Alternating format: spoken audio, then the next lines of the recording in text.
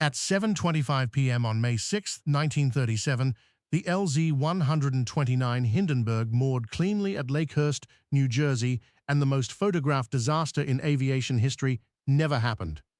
The thunderstorms that had pushed the arrival back by hours were finally clearing over the New Jersey Pine Barrens. Captain Max Pruss, a veteran of the Graf Zeppelin standing at the controls of the largest aircraft ever built, made a small choice with enormous consequences. He elected a steeper nose-down approach to the mooring mast. The trail ropes, heavy and wet from the storm, touched the soaked ground earlier than they would have on a flatter glide path, and the static charge that had built up across 803 feet of doped fabric and aluminum frame bled away into the wet sand of Lakehurst in stages, not in a single arc. There was no spark, there was no fire. 7 minutes later, all 97 souls aboard walked down the gangway into the New Jersey evening, and Herbert Morrison's WLS radio broadcast captured nothing more than the routine arrival of a German airship from Frankfurt. In this alternate timeline exploration, we examine what could have happened and why the real history unfolded differently, because what no one watching that mast realized, what would not become clear for years, was that the entire architecture of modern aviation had just bent in a different direction. Hindenburg's safe arrival was, on the surface, unremarkable. The ship had already crossed the Atlantic 17 times in 1936, carrying paying passengers between Frankfurt and Lakehurst and between Friedrichshafen and Recife. By the standards Hugo Eckener and Deutsche Zeppelin-Reederei had set, an on-time mooring was the expected outcome. What changed was that the expected outcome continued. Through the summer and autumn of 1937, Hindenburg completed all 10 of its scheduled North Atlantic round trips. Heinrich Kubis served the dining room. Werner Franz, the 14-year-old cabin boy, learned the rhythms of a working airliner. By spring 1938, the sister ship LZ-130 Graf Zeppelin II had finished her trials at Friedrichshafen and joined the Frankfurt-Lakehurst rotation, still inflated with hydrogen because nothing else was available to her.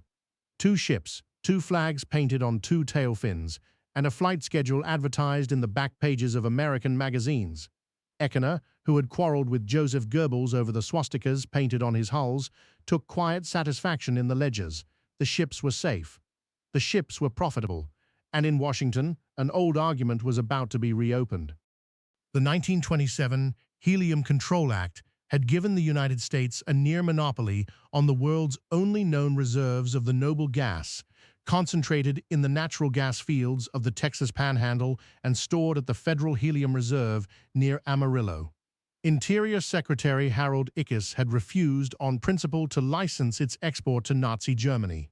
With the Hindenburg flying intact and the casualty argument neutralized, Eckener now had a different lever. He found common cause with Juan Trippe, the president of Pan American Airways, who had inaugurated his Boeing 314 Clipper service across the Atlantic in 1939, and who saw, in the slower Zeppelin, a complementary luxury market rather than a competitor. Together, they lobbied Washington through 1938 and 1939. Ickes resisted.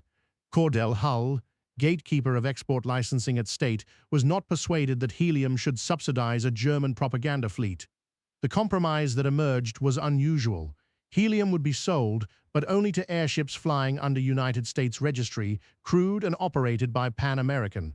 The Germans could keep their hydrogen ships, the Americans would build helium ones, and the Atlantic would be shared. By the spring of 1940, 6 commercial airships were in transatlantic service. 3 German hydrogen ships of the Hindenburg class flew the Frankfurt-Lakehurst route under the colors of Deutsche Zeppelin-Reederei.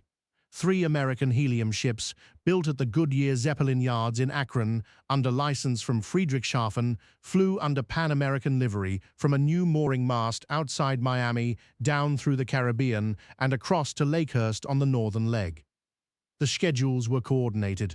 A passenger could leave Frankfurt on a Thursday evening, arrive at Lakehurst by Sunday lunch, transfer to a Pan American ship, and be in Havana by Tuesday. Charles Rosendahl, commanding Lakehurst, found himself running the busiest lighter-than airport in the world. Ernst Lehmann, who had survived the storms of 1936 as observer and now sat in the director's offices of Deutsche Zeppelin-Reederei, presided over a fleet that had finally outgrown its critics. The North Atlantic was knit together by silver hulls, and then, in September of that year, the war that everyone had been bracing for arrived. The outbreak of hostilities in Europe ended German commercial aviation overnight. Deutsche Zeppelin-Reederei suspended Atlantic operations within days of the invasion of Poland, and the 3 German ships were ordered home. They were interned at Frankfurt under the eyes of the Luftwaffe, which considered them too vulnerable for military reconnaissance and too valuable to lose to Allied bombing. Their hangars were eventually camouflaged and partly buried in earthworks. Pan American's Helium fleet continued. The American ships flew a wartime schedule out of Lakehurst, carrying diplomatic mail, refugees with proper visas, and a thinner stream of passengers paying premium fares under restrictive insurance rules. Helium, suddenly a strategic material for barrage balloons and weather observation, was rationed. The ships flew lighter and slower, but they flew. And the consequences of that quiet wartime persistence would prove larger than anyone in 1940 could have predicted. But first, we need to understand what happened to the yards at Friedrichshafen when the bombers finally came. The Friedrichshafen yards came through the war damaged but not destroyed, and in 1945 they fell within the French occupation zone.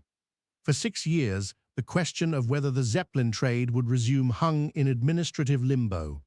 The new Federal Republic of Germany, established in 1949, made the case that civil aviation was a matter of sovereign commercial right, and in 1951, a reorganized Luftschiffbau Zeppelin GmbH was licensed to build airships again.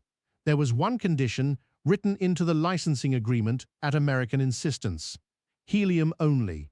The hydrogen era in Europe was finished by treaty. The first post-war ship lifted from Friedrichshafen in 1954, and Deutsche Zeppelin-Reederei, refounded under Lufthansa's wing, resumed the North Atlantic run a year later. The market had changed. The Lockheed Constellation and the Douglas DC-6 were already crossing the Atlantic in 12 hours with 150 passengers. The new Zeppelins did not compete on speed. They sold the crossing itself, marketed as a moving hotel for travelers who wanted 4 nights of dining rooms and observation lounges instead of 1 cramped night in a pressurized tube. The Boeing 707 entered transatlantic service in 1958 and collapsed the crossing to under 8 hours. For the airships, this was not the end, but a forced repositioning. The scheduled Frankfurt-New York service was reduced from weekly to monthly and then to seasonal, run more for prestige than profit. The fleet found its real market elsewhere. Through the 1960s and into the 1970s, the surviving operators repurposed their ships as floating hotels, working Caribbean itineraries from Miami, Mediterranean cruises out of Genoa, and Pacific runs between San Francisco and Honolulu. The cabin layouts were rebuilt with private suites instead of dormitory berths. The dining rooms grew. A new generation of composite frame designs, lighter than the old duralumin skeletons and more efficient with their helium fills, began entering service in the early 1980s. They were quieter than the old ships, and they could carry more. And then came the regulatory question that had shadowed the industry since ECAS first refused an export license. The thing that would shape what survived into the present.